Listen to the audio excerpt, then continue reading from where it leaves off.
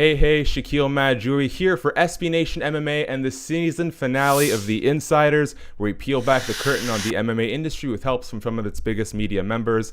And what better way to wrap things up than with this man? He is the John Cena and Dwayne Johnson of our industry, the nose and the face that runs the place. He's, of course, of ESPN, Ariel Helwani. Really appreciate you making the time today, man.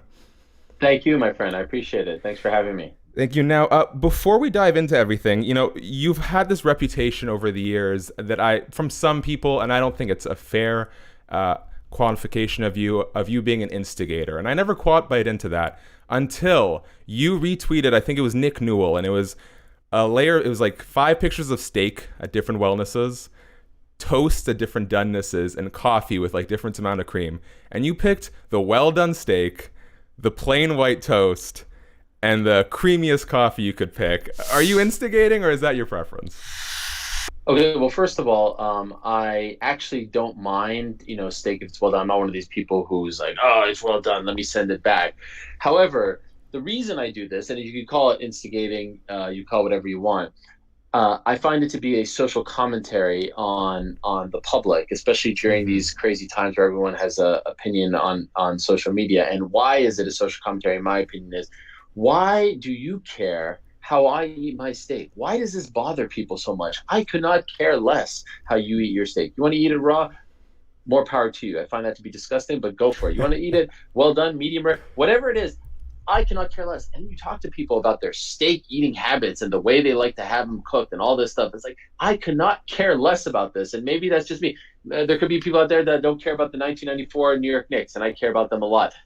I just find the way people get so riled up about steak is just a crazy thing. It's a little bit embarrassing, I feel, for them. So do I like to share these things because I do feel a certain way about it, and I know that it gets people riled up? I don't know. I just think it's funny, and I want people to recognize that they sound so ridiculous when they try to instill their own steak eating beliefs on other people, that perhaps that we could get over this at some point and accept all the different kind of steak eaters. That actually, it's funny you mentioned that. Luke Thomas recently said how this idea of a culture war has kind of gotten integrated into everything, where now, regardless of what it is, whether it's your diet or your performed exercise, everyone seems to be at war with anyone whose ideas about any small thing conflict. And more power to you. Why? Yeah. Well, why can't we, like, I like you because it goes even to politics. If you're a Republican, I can't talk to you because I'm a Democrat. And if you're a Democrat, I can't talk. Why? Why can't we just? This is the problem. That is the root at a lot of our arguments. Like, why? It's okay to have different opinions. It's okay to enjoy different things. And I just find, in particular, steak seems to be a really sore subject. So I get a kick out of it. No, I agree. And I think social media has a lot to contribute with it. It's very easy to make black and white statements. There's not a lot of room for nuance. And I'm sure we could go into this all day. But before we get into the meat of the conversation, no pun intended, you brought this up when we were talking before we started the actual interview. Are you aware that you have a phenomenal memory? And the reason I say this is because the first time you and I met was at UFC 241 in Anaheim. It was on the day of the ceremonial weigh-ins. You were doing a broadcast with ESPN. I talked my way around security just because I wanted to introduce myself. And, I said, hey, my name's Shakiel. I'm here with MMA Mania. I also work with Bloody Elbow. And you looked at me and said, don't you work for ET Canada? And that's so incredible, because the reason you know that is one time years prior, I tweeted at you to say, hey, I got to write about Ariel in an article today. Like, how is it you remember things like that? I don't know, man. I got a crazy memory when it comes to things like that. I also have a not good memory when it comes to things like remembering people's names. Like, we'll go to school functions and I'll ask my wife, what was that guy's name? What was that woman's name? And she'll rifle them off. But when it comes to like sports related things, I have a crazy memory, and it's been that way since I was a little kid. And I can remember certain things in my life based off of what happened in sports around those times, right? Like, oh, I remember in the 6th grade, the Knicks were playing in the finals against the Rockets, and this happened, and that. Like, that's how I remember when I graduated from elementary school. And plus, growing up, growing up in Canada, we always had like the Canadian version of everything. So ET Canada for me is a very random thing that I haven't thought about for a long time. And so to hear that someone in the MMA media world also works for ET Canada, that's going to stick with me. There's no doubt about that. Plus, I've always wanted to ask you, and actually was talking about this with someone recently. Are you so obviously you spell your name differently than Shaquille O'Neal, but are you named after Shaquille O'Neal, but just with a different spelling? Because it's a very unique name. We are very on the same lines of questioning here, because that's somewhere in here too, actually. Yes and no. So my dad would beg to differ, but from my understanding, the story is I was born and my parents still hadn't picked up a name yet. And I was born in Montreal, fun fact. So we got that Oh in wow. front. Yeah, and so they hadn't decided on a name, and the doctor's like, bro, we need to put something on this birth certificate. My uncle was a really big Shaquille O'Neal fan, and so he pitched the name. Apparently, Shaquille means beautiful in some old Iranian language called Rashti. And so that's my dad's spin on it. But from my understanding, yes, Shaquille O'Neal is the reason I'm named Shaquille. So are there other people with the same spelling as yours, as far as Shaquille with the I don't Kiel? know actually. Like I've heard that there are other Shaquilles out there as I've grown up, but I've yet to meet another Shaquille. And what year were you born? 95. It's like, Shaq in his Orlando Magic prime. Yeah. You were definitely named after him. I was Own it, definitely baby. named after him. No, I'm proud of it. Actually, one of the biggest regrets of my life is I was looking the other way at Media Row when Shaquille O'Neal walked behind me at 241, and I will never forgive myself for not getting that selfie. I actually asked UFC PR if they could help me, but obviously, don't want to bother Right. Shaq. Okay, let's dive into this a little bit. So, this is the kind of question you typically leave till the end of the interview, but you are in a lot of ways synonymous with MMA media, and from your early days with japark.com and then to AOL, now Fox, and ultimately ESPN, how has this journey measured up compared to your expectations when you first got into it? Because I think you had the premonition or the foresight that this is going to blow up, but how has this journey gone in retrospect? Well, it's one thing to dream about things. It's another thing to see them come to fruition and to realize those dreams. So yeah, you're right. I did dream about all these things. I did want to work for ESPN. I did want to be one of the leading voices in a sport, and this sport that I love so much. But now once you actually make it there, there are times where you take a step back and you're like, whoa. I remember when I first got to ESPN, they gave me an ESPN email address, and I sent an email to myself that first day, June, I believe it was 2018. And I just wrote, well done, you made it, you did it. And I sent it to my Gmail account. And so, those little things, seeing my name next to the ESPN logo, seeing, there's like a wall, there's like a corridor in Bristol with a bunch of posters, and they put one of my show up there. And that was a trip as well. It's like, wow, these things actually happen, from a town in Montreal, a Jewish kid, and you dream of these things, but you don't know if these things are going to actually happen. So yeah, at this point, now starting to get to do some NBA stuff as well. That has been, the actual definition of a dream come true. I can't complain. Like if you would have told me at the beginning of this journey, of course there are things here and there that I wish would have gone differently, and you wish that you would have zigged instead of zagged. But if you would have told me like, hey, when you started in 2006, you would end up here in 2020. With these things going on in your career and your personal life as well, I would have taken it and then some. So I'm very happy to see how things have played out. And I guess I always have a fear that everything is going to crumble because in the early days of my career, you're working for a website, they get sold, they shut it down. You feel like you're tasting, the fruits of your labor. You feel like you're making it, and then it all gets taken away from you. So there are moments there where you're like, oh man, am I ever going to get back? But I guess that makes it all that much more sweeter when things go on. So I always feel like I'm on my toes. Like I feel like, oh my God, tomorrow the worst is going to happen. Especially during this time, I keep thinking like, okay, we're done. We're gonna all get fired. It's done. It's over. And people are like, you're crazy. You're fine. You're okay. Yeah. But maybe that's what fuels me. That's what drives me. So I'm very happy, and most importantly, I'm very, very thankful because I know that one different move here or there changes everything. For sure. Since you brought up NBA coverage, that's something that I think a lot of people were really excited to see you do. A lot of people know that that's a big dream of yours. When you talk about shooting for the stars, are you envisioning a situation where you get to cover multiple sports on a full-time basis, or are you at some point looking into making a full-time jump out of MMA? No, I never want to leave MMA. I mean, I love MMA. If it wasn't for MMA, I wouldn't, be here talking to you. No one would know who I am. I still have a great, deep love for the sport, a passion for the sport. Now, do things change in 20 years? Maybe, a lot of things can change. But right now, I have no aspirations whatsoever. Also, it would be foolish. I feel like I put in a lot of time. Why would I leave now? The sport just got Yeah, to ESPN. true. But that being said, I would be lying if I didn't say, as I've been very open about for the last several years, that I want to do other things. I want to show people and prove to people that I'm much more than just an MMA guy. And so this past year has been incredible, getting to do some NBA, and I want to show that I can interview anyone. Interviewing is what I'm deeply passionate about. I love asking people questions. Like right there, I was just asking you questions because I feel more comfortable being the one asking the Yes. questions and answering the questions.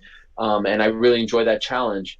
And so getting to do that in the NBA world, and who knows what other world, those are my dreams. That's what's continuing to fuel me. But also what continues to fuel me is I want to stay at my spot in MMA, and I want to be even better. I still feel like I have a lot more where I can grow. I can be better. I never feel satisfied. I never feel happy with my shows or my work. I'm always mad at myself, saying, "Oh, you screwed this up. I can't believe you forgot that question. You stumbled here or there." So I'm very hard on myself, and I feel like, honestly, getting to ESPN was the start of a new chapter, and so the work was just beginning all over again. I have to prove myself all over again. I have to keep Hmm. my spot all over again, and so I still feel very much like the new kid on the block. Yeah, man, so many things you said there resonate between stumbling and being hard on yourself. I'm already doing it during this interview, and it's funny how you mention how much easier it is to be in the interview seat versus the subject seat. Because I found anytime I've been invited to talk about my job in this sport on another show, it is a whole different ball game. Like I feel so out of my element all of a sudden. Uh, I let's couldn't talk. agree more, by Yeah, the way, and I enjoy like questions, kind of like playing tennis or even being in a yeah, fight. Like it's like you got to agree. jab and you got to look for the opening, and I find there to be a fascinating game that is played there. And I don't want to make it seem like it's bigger than what it is, but there's a science to it, right? Like not For everyone. sure. We've seen some bad interviews, right? And you see some athletes cross over into interviewing, and they're not very good at it. Just because you did X, Y, and Z doesn't mean you can ask questions. And so I really enjoy that challenge. Like I could interview people all day. I really love it. There's obviously a whole ton of great opportunities that come with ESPN, but I've been wondering, obviously when you make that shift into a machine as big as ESPN, there are going to be some critics. And I was wondering, for you, what has been the hardest part about the transition to ESPN? Has it been the public perception? Has it been behind the scenes stuff with some of your former colleagues or something entirely different? Well, when I got there, when I was working at Vox is run very much like a startup. It has that startup feel to it. A lot of Mm, young people, the vibe in the office filled with young people, but even the layout of the offices and whatnot, it's not very much corporate America, if you will. And Disney, ESPN. I mean, that is as big of a corporation in sports as possible. And so I had never, I went to ESPN in 2018.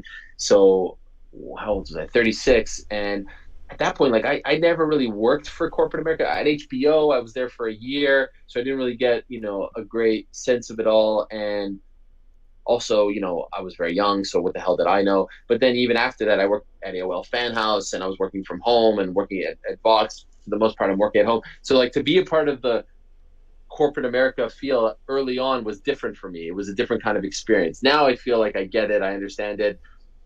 Someone showed me a book. I think it's called The First 180 Days, where you're kind of trying to reinvent yourself when you're at a new job and learn about new things, and it takes 180 or so days to really acclimate and to feel comfortable. It might have even taken me more than that, to be honest, but now here I am almost 2 years in, amazingly. And I feel like I'm very comfortable. So maybe it was that, you kind of have to start new. I had a very comfortable thing and all mm-hmm. this stuff, and I worked with the same people for so long, and now you kind of have to start fresh all of a sudden. And so it's a funky thing, but I enjoyed the challenge. And I would be lying if I didn't say, like, there were moments where you're like, oh man, can I do this? Can I do that? Can I reinvent myself? All that. But I have no regrets. I'm so happy and very, very proud to work for ESPN, especially during this time where people are looking for an escape and all that stuff, and to work for the machine that is ESPN has been really great.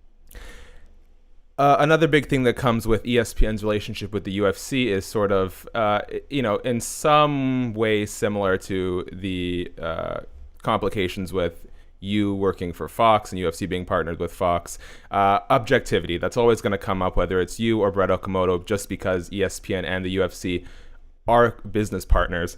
I don't quite see it as a matter of you have, or anyone, I can't point to any particular story, but just the idea of the objectivity being an issue. I kind of look at it as, well, you are with a different company now, and there are going to be different responsibilities to that job title. You're not doing exactly what you were doing at MMA Fighting, even if there is crossover. What do you think people don't understand about the work you do now with ESPN versus the work you were doing before? Or do you think it is exactly the same? Well, no, I crack up when I hear people say like, oh, Ariel's doing this for that, because the UFC said so, or, to protect the UFC. I mean, like, let's be honest, guys, it hasn't been, it hasn't been the rosiest relationship. Yeah. Why in the world would I go out of my way? You know what I mean? And to say like things because, I see the people, your colleagues saying like, I'm all about the access and things like that. If you knew the issues that I had to go through on a daily basis, you knew the obstacles way more than anyone, to be honest, because of the broadcast relationship, but because it makes it a lot more difficult because I'm there. I mean, it's comical to me. I don't feel like I need to myself to anyone. I don't feel like I have to prove anything to anyone. I think a lot of it is rooted in jealousy, but I see things written about me all the time. I see things said about me all the time. And at this point, I take it as a compliment because I know that, people tend to shoot up and to punch up as opposed to punching down. And so there's a lot of misconceptions and funny things. And to be honest, when I signed with ESPN, I had no idea that they were getting into any kind of deal. Remember, initially it was just 10 fights, and then on ESPN Plus, and then they signed the whole thing. And that was long after I had already signed and I'd been in negotiations and all that stuff. And so, yeah, as I've said before, there was a part of me that thought, wait a second, what just happened here? Did I just go back to the Fox era, which I did not want to be a part of? But it's been completely different. I work 100% exclusively for ESPN, and it's no different than, Adam Schefter, Woj, who cover the NBA and NFL, but they're broadcast partners and all that stuff and more. This is the big leagues, and this is where I want to be. And I want to be there not only to cover MMA, but to cover the NBA and to cover other things and to get other opportunities, which I've gotten. And so it's very small-minded thinking. It's perhaps people that have always had, a grudge against me, and now they're looking for their opportunities to take shots or whatever the case may be.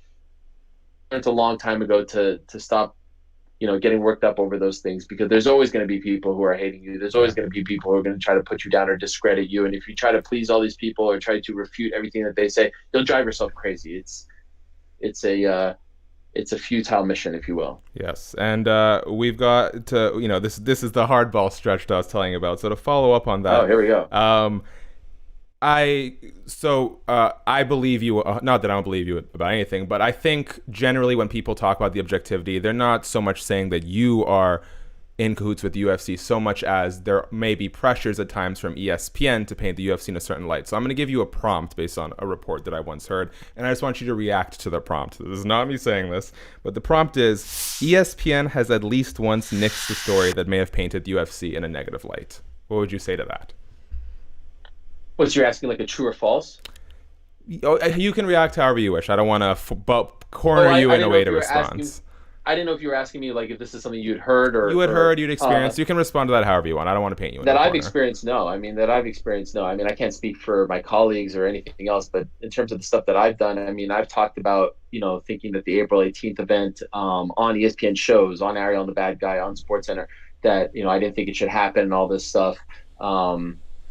So, I mean, I have, people, again, I have Bellator fighters on my show. I have I was going to say PFL, but, now they're in business with ESPN as well. One championship, Eddie Alvarez, DJ, I speak to all these guys. Sure. And I talk about these things. I don't know what else people are looking for, but as far as I'm concerned, I would say that if you're asking for a true or false, would be false. Okay. And this is the last one I got on this kind of stretch of questions, and it actually touches back to something you mentioned about the colleagues. Are you still technically the interim vice president of the MMA Journalists Association? I don't think it's interim. I think it was vice president. Vice president? Okay. Just wanted to clarify that. Although we unless you're trying to tell me something that I don't No, know. I don't know. Uh, That's the thing. This is the one question I had no clue about, so I had to go and ask around to form an opinion about. no, I don't think it's interim because we had elections. Um, Now we're actually due for elections in Yes. April, but we've been a little slow to get that going. And I know that there's a lot of criticism of the MMAJ. I don't understand why there would be criticism. We're trying to do something good, and we're trying to help out other people, and we need everyone to be involved. Like just the handful of people that started it to get it off the ground because there have been multiple attempts to start something like this, and for one reason or another, it did not get off the ground. And so when we finally got it off the ground, and well, we started to get it off the ground in 2016, and it was launched in 2017. I saw some people like look down on it like we were being some sort of elitist, like we were doing this for everyone. We're trying to help out everyone, and there have been times where I think people have been turned off by the shots being taken here or there, or some of the things being said publicly. We're not a news outlet. We're not Hmm. an outlet that's here to disseminate information. So I hear people say like, we don't hear about the MMAJ. Like we're not here to be heard for the tweets or the Instagram posts or things like that. And should we be farther along? Perhaps, but the fact that we have a constitution and we have an actual committee and we have a board and things like that, I'm pretty proud of that. And if people are unhappy with it, then so be it. But we So are trying our best in the midst of also, by the way, the majority of us who are a part of it all changed jobs in yes, those this is three, true. 4 years. And look, we have to also care for our careers as well. People moving from MMA Fighting to ESPN to The Athletic and all that stuff to MMA Junkie to MMA Fighting. So May we're I trying our best. may I state one of the main concerns that I heard mentioned a few times, just to get your thoughts on it, and that is that um, a lot of the less known, from the ones I spoke to, a lot of the what's the right word I'm looking for here? Some of the smaller players, let's say, people who don't quite have the exposure that you may, or some of the people at MMA Junkie or MMA Fighting, feel that they do not get enough support for having to pay a membership fee, such as there are people, Trent Reinsmith, for example, who's been blacklisted, Bloody Elbow, who can't get credentials, and they don't feel like they are getting protection from the MMAJF against the UFC. So if they get banned or they get blacklisted, that there is not a meaningful way to help them get credentialed again, as well as things like benefits, education, things like that. That they're paying a membership fee, but they're not actually reaping any benefits lower down the totem pole. Well, with regards to some of those people that you mentioned, I've actually gone to bat to the UFC. And again, you're asking someone who is probably not in the best standing with the UFC, and I've done it as recently as this past November to see what was going on. And I think anyone who I've done that for would admit to that. And so, I'm trying to do my part. There's Josh Gross, who's also on our board. Who's a very important player who helped launch this thing, who is still in poor standing with them, and we're trying to do our best. But it's tough. We're talking about a single entity that is owned by an actual ownership group. We're not talking about the NFL that has a board of governors and the commissioner and all this stuff. It's much different, so you can't necessarily compare it to the other sports. And I would urge anyone, and we have had exchanges where we voice things, to each other. I would urge anyone to bring these things up. I would also urge them to do it in a professional manner, because again, we're all in this together. We're all trying to get by, and so. I don't know specifically if you're talking about one instance or another, but I've tried to do my best. I've tried to reach out on other people's behalf, um, and try to be as much of a help as possible to not just people in the MMAJ, but young journalists coming up, talking to kids. I was just actually prior to this an hour ago talking to a student who's doing a project on media. So I try That's my terrific. best. I'm only one person. I know that it's cool and it's hip to take shots at the bigger names, but I could look in the mirror and say that I've tried to treat everyone with respect and try to be as fair and honest towards everyone, and try to help others along the way as well.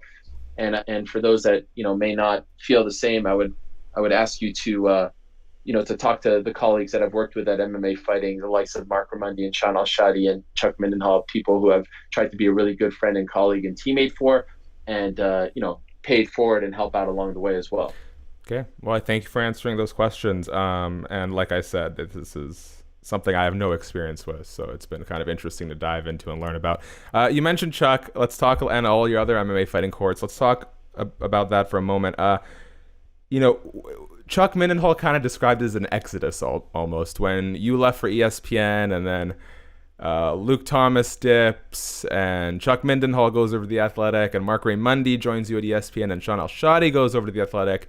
That was a really big blow for MMA fighting because not all, but a big chunk of their core team had suddenly vanished in a very short period of time. Since then, I think they've done a really tremendous job of filling out those gaps. Of course, you've still got Esther Lynn and Casey, who I think are in a lot of ways the foundation over there. Alexander K. Lee and Jed Meshew have had a chance to rise up. Jose Youngs is doing great work. Mike Heck just came on board. From your point of view, like, what were you thinking was the future of MMA fighting when all that happened, and how do you think they've bounced back since? Well, I mean, I wasn't trying to hurt MMA fighting No. by leaving. Just trying to take the best opportunity presented to me and honestly realize a dream. But they still, with or without me, they were still to me the best site, and had an incredible, cast of writers and talent, etc. And of course, when people start to leave, you have to adapt. And I think early on, it may have taken them a minute to sort of figure out, where do the pieces go. But to your point, I think as of late, they've done a really good job of doing that. As you mentioned, I think hiring Mike was really great. I'm a huge fan of P.T. Carroll, and he's a good friend of mine, and he's done a great job as well. Yeah. Jose has done a great job. Esther and Casey are the best in this industry of what they do. A.K. Lee is an absolute workhorse. The Brazilian beast, Guilherme Cruz, is still there. You add Damon Martin and Steven Morocco. Brian Tucker is behind the scenes, who was the editor of the site for a long time. So it's still, to me, an incredible site that produces an incredible amount of content. But you just have to adapt. I think sometimes when, people who are familiar to the public work for a site leave, you try to kind of keep the train rolling along as opposed to maybe taking a step back and saying, okay, who do we have now? What's the personnel? Mm-hmm. How do we, maximize their talents and magnify them as well? And that takes a little bit of time. So I think there were a lot of people that were almost like trying to dance on their grave and root for their demise. And I think that's crazy. If you're an MMA fan, that's crazy. If you're an MMA media member, that's crazy, because the more jobs there are out there, the better. Especially so right you should now. root for their success. Yeah, absolutely. So you should root for their success, and I'm rooting for their success and everyone's success. I do not wish harm upon anyone. I do not wish anyone to lose their job or to get furloughed or to fail, stumble. Like, I just want to do good for me and my family, and then be content with the work that I do. And so I feel the same way, and perhaps even stronger when it comes to MMA fighting, because I spent so much time there, and because I devoted so much time to building it up. So I think that they're now in a really good spot and finding their own new identity, as opposed to trying to just kind of recreate the identity that we had for so many years. I think Coffee Talk is one of the better things to come out over the past few years in the MMA space. Shout out to them. I agree, yeah. Okay, you have done a phenomenal job of trudging through those hard questions, so let's reward you with a bunch of really stupid questions. We're going to play a little bit of rapid fire, and I'm just going to... You're trying to catch me, Shakiel. You're trying to get some juicy stuff. I am but I'm not... just trying to do my due diligence. I want for this to be informative, and... it's interesting, actually, that you bring that up, because coming from entertainment, one of my big focuses is not necessarily fluff pieces, but just compelling stuff. Like, I'd much rather you listen to one of my interviews and be engaged with the fighter and who they are. But when I've got you for as much time as I do right now, I think it's important to touch it's fine. Listen, I was given the label as being, the hard hitting question guy, the instigator, whatever that, whatever people want to say. But I'm fine with all of it. I just I don't want to get into like a back and forth and this and that. I see the way. First of all, no one cares about stupid media beefs. There may be 25 people on Twitter that care about it, but in the grand scheme of things, I mean, especially during this time, no one wants to hear that. So in this time, I'm trying to give people positive things. I'm trying to give people an escape valve. I'm trying to get people to start, feeling that's my whole like Helwani boxing thing. It's all a joke, but it's just, it's just to give people something fun to think about and do, and to be different and all that stuff and more. And so I'm not going to engage in any sort of back and forth. That's why you see me never engaging in any of that. And I know the root of all of that. And, maybe one day I'll open up on all of that, but this is not the Well, time you know who to to call. engage in that sort of stuff. Agreed. Yeah, I'm more of a, put out the question. If you answer it, great. If you don't, that's fine. We'll move on with it. Actually, I'm answering no, everything you've done truthfully, but I'm phenomenal, and not. I will say to your I don't want credit, to throw stones because it's not my style. I don't want to do you that. know, Uriah Faber. Every time him and I talk, he calls me a young Ariel Helwani, and I would take that as a huge compliment. Although I think he's only basing it off of our appearance, so I don't know what to make of that one. No, no, you're I great, love man. Faber. No doubt about that. I would take that as a compliment. He used to call me Geraldo Rivera, and I feel like that's a bit of a shot, but I would take Ariel Helwani comparison any I day. 100%. No, I appreciate it. And Faber's great. Faber is one of the most accessible big name fighters I know. So shout out to Uriah Faber. All right, let's get you some softball questions just for the kicks of it. We'll do a little rapid fire, so no need to go in depth. 9 years ago, you said that Josh Gross would beat you in a ladder match. Is that still true? I did? Yeah, I went down a Reddit, ask me anything that you did 9 years ago, and I picked out some really random stuff. Wow. I do not recall that. I don't even recall doing the Ask Me Anything. Apparently my memory isn't as good as I thought it was. No, absolutely not. I mean, have you seen Josh lately? I would kick. Have you seen my boxing skills? I would piece him up.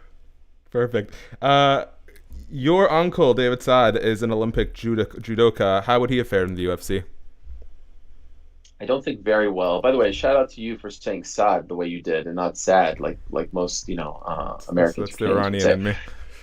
Yeah, absolutely. I don't think very well, but hey, he made it to the Olympics and he represented his country, so much respect. This personally gave me a lot of joy. What was it like appearing on AEW Dynamite? Oh, that was fun.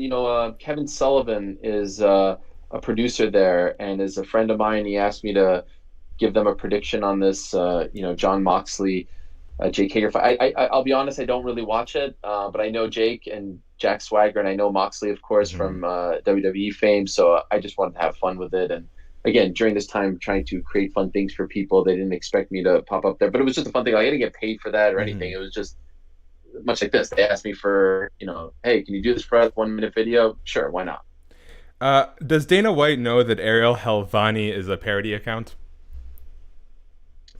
You would have to ask him that question.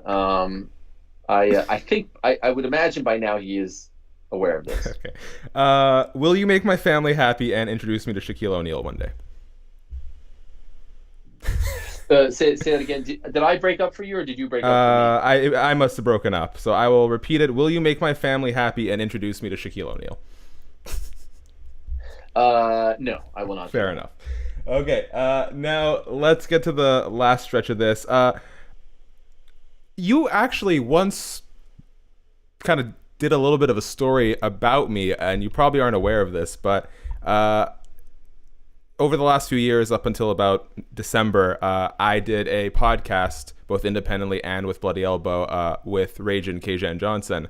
And one of our very first, 5 or so episodes, I was given some misinformation that I did not do a good job of verifying, that the Iaquinta Realty Twitter account was really Al Iaquinta. And so we invited Iaquinta Realty to come on the show. We talked to who we thought was Al for about an hour, and it turned out to be Aaron Weinbaum, who runs that Iaquinta Realty Twitter account. Not the first impression I wanted to make, but whatever, it happens. But Hey. that led me to wonder. I remember one time you celebrated Dominic Cruz's birthday, and it was the wrong birthday. I think someone swapped the month and the day, something like that. Yeah. Is that your most embarrassing, misreporting, funny thing, or is there another one that sticks out to your mind? And by the way, am I still clear for you? Because Yes. you're very choppy for me, and I'm good. Yeah, you're good. Okay. I just want to make sure that it's not all for naught. I didn't really consider that to be all that embarrassing. I found it more to be funny, Yeah. to be honest. Yeah. And so, I don't. Do I have an embarrassing one? But I mean, I I don't take want a lot of embarrassing where you're crying in your pillow for a day or two. Something that you can laugh at. Yeah, no, I mean, I feel like I have a lot of those moments, but nothing where I felt like ashamed. I'll tell you the one big regret that I've had in my career. It was very, very, very, very early on in my career. I was on. I mean, I don't even think I was. Was I working? Maybe I was working for MMA Rated at the time, and I was on Steve Cofield's ESPN 1100 Las Vegas radio show. We were doing a post-fight show for UFC 99, and I was new and emotional, and like I'm a very passionate guy. I'm a very Mm-hmm. emotional guy, and prior to that fight, Mirko Cro Cop re-signed with the UFC and said that he was there to stick around for a long time. And I was a huge Mirko Cro Cop fan, one of my favorite fighters in Pride. And we did this conference call where he talked about like wanting to stick around in the UFC and all this stuff. And then he fights at UFC 99. To the fight at the post-fight press conference, it is revealed that he is now leaving to go fight for someone else. And I remember like getting all worked up over this on the radio and just not being very like professional about it or Mm. journalist about it. I was too fanboyish, you know what I Yeah. mean? And we were all talking like fans, and I don't know, and I just always was like, that was dumb. I shouldn't have spoke like that. I mean, I've talked to him many times since, and we've even talked about that, but I don't feel when I think of like one that I wish I could get back, it would be that Mm. exchange regarding Mirko Krokop. But as far as like the other things, like I really have no problem being self-deprecating or the butt of the Yeah. joke or anything like that. I really try not to take myself too seriously, and I think other people think that sometimes I take myself too seriously, and that's why lately like kind of messing around Yeah. with people with this boxing stuff has been fun because you know it's okay. We'll all mess up. We're all For sure. human. And we're all looking for fun things now. It's fine to not take yourself too Yeah, seriously. I think the best way to have thick skin is to be able to laugh at yourself. I think that's really important. So I Absolutely. commend you on that. Yeah, that's why I crack up when people make fun of my nose or you cried on camera. Like, why? You don't think I've heard things about my nose, about my name ever since I was a you little had the kid? you had the you had the nose awards, didn't you? Absolutely. I freaking call my awards the nose awards. And by the way, I've cried many times since, and I'm probably going to cry a lot of times after this. So I don't care that I cried, or like you could say it. That is not. Again, it goes back to like the steak thing. It's this like machismo thing that we have. Oh, you cried. So Uh, what? I could not care less. For sure. Well, I just hope you don't cry immediately after this interview. I'll feel bad. As we wrap up, one of my favorite things that you have done is the series where you are walking around with Action Bronson and talking about fights and having matzo ball soup. When Brett visited Jorge Masvidal's childhood home, I thought that was really special. Even little things like I got a bunch of fighters at 244 to do impressions of Dwayne Johnson, and The Rock retweeted me to shout out to The Rock. But that leads me, and I'm not trying to pat myself on the back, but my question is, why do we not see more creativity in MMA media? Because we have such an incredibly diverse, colorful cast of fighters that we can shine a light on, and I feel like for the most part, the news cycle is the same old thing all the time. Really? Then I would ask you, what would you suggest? Because I actually feel like MMA It's media is gone pretty better. It's creative. gone. It's gone way better. I'll say that. Why are you so negative, Shaquille? I don't know, Jeez. man. I feel like we all do a great job. And I feel like, especially during this time, doing things from home, like you're doing, like Mike Heck is doing MMA Junkie, doing things from home. I'm doing things from home. I mean, I feel like, we haven't stopped. And the funny thing is that the MMA schedule has come to a halt, right? Yeah.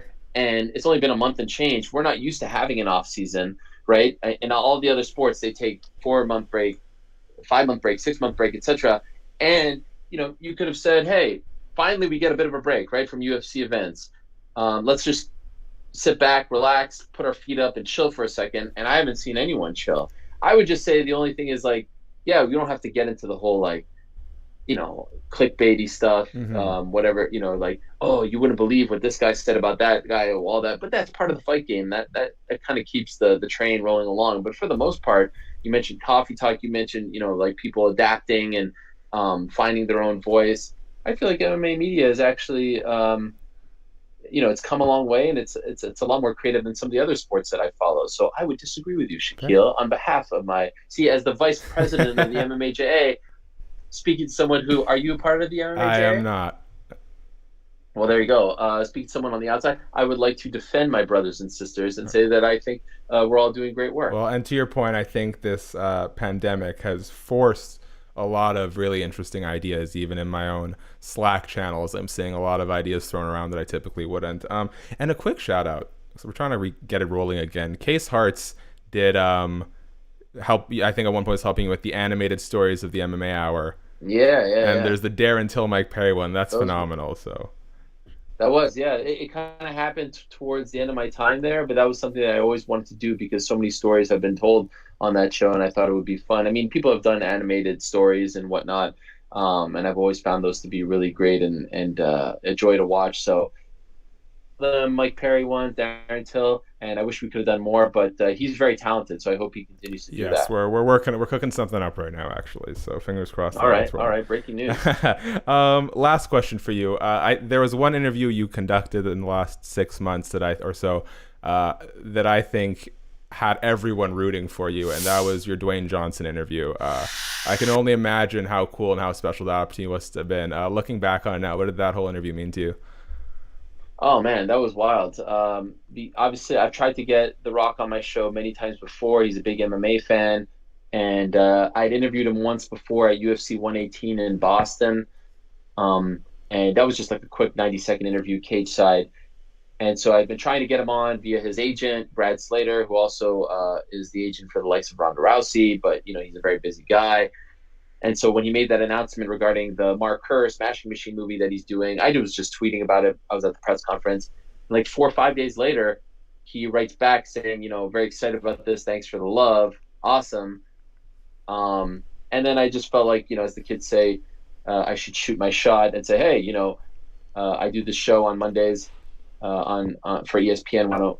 I'd love to have you. And I thought he'd come back with something like, yeah, sure, whatever. But he came back with a yes, and I'll see you this Monday. And then I was like, oh my God, like he's even picking the day, because he could say yes and then defer it to 6 months from now. But he said, see you this Monday. Wow, this is happening in front of everyone. And then I got to see how the Rock machine works, because like within minutes, I got an email from his assistant who then set me up with a person to set up this, test that. And I was like, wow, this is impressive, man. This guy's got a team. Like, no wonder he's as good as he is. So it was incredible. Like, they wanted to be first, and his connection was great, and we tested it before and all this stuff. I was like, the freaking Rock, Dwayne Johnson, nice. And he was so thoughtful. And then he gave like that great answer at the end about, anxiety and stuff. And yeah, that was one of the highlights. I mean, the end of last year, getting to do, The Rock and finally connecting with Gina Carano again, and some of those other interviews were really fun. So, that's what I live for, like getting those big names when it seems like no one else can get them, and then you can convince them to come on. That's a huge thrill for me. Ariel, don't know what better note to end on. I want to thank you so much for your time today. That's all you got, Shakiel? That's your hard questions? Unbelievable. No, I'm kidding. I'm joking. Sorry. I'm joking. How did this go? Are you gonna recommend me if a job ever opened? I'm kidding. No, honestly, yes, I do want to thank you. You're a busy man. I really appreciate you making the time today.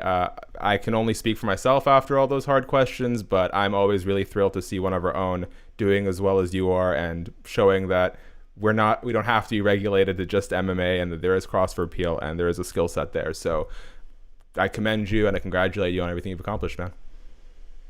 Thank you. All the best to you. You're doing great work. You have a phenomenal voice. You ask good questions. Appreciate it. Great name as well. So you are on your way. Keep at it. We need more people like you in this industry. So keep at it, my man. I think the most nervous I've ever been was we did one of these with Dave Meltzer, and I asked him to give me a Meltzer rating on my interview with him. So no, I'll go down. He didn't give me. And what do you give you? He complimented me. He wouldn't give me a number. So we'll try again. All right. Anyways, Ariel, thank you so much, guys. If you enjoyed this, the best thing you can do, obviously, subscribe, hit the notification bell, leave a comment, engage, and this has been the season finale of The Insiders. Hopefully, we'll be back with season 2.